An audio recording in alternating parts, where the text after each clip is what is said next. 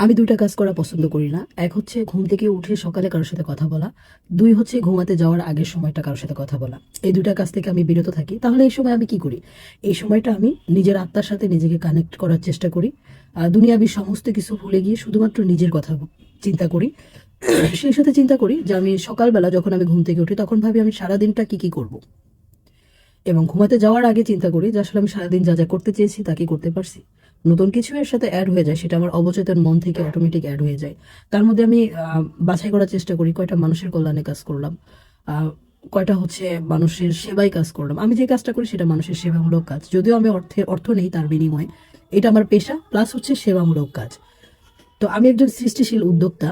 তো আমি চিন্তা করি যে মানুষের সেবাটাকে আমি পারফেক্ট দিতে পারলাম। আমি যে শপথ করেছি যে কাজটা করব সবচেয়ে ভালোভাবে করব, তো আমি আমার কাজটা 100% মানুষকে দিতে পারি কিনা এটা আমি রাতে গিয়ে কল্পনা করি এবং সকাল দিয়ে শুরু করি যে আমি সবচাইতে ভালো কাজ করব, সবার থেকে ভালো করার চেষ্টা করব, সব থেকে ভালো করার চেষ্টা করব। তো সেটা আমি দিন শেষে আসলে কতটা করতে পারি এটা আমি দিন শেষে চিন্তা করি এবং সকালে নিয়ত করে বের হই যে হ্যাঁ আমি সব কাজ সুন্দরভাবে কমপ্লিট করব।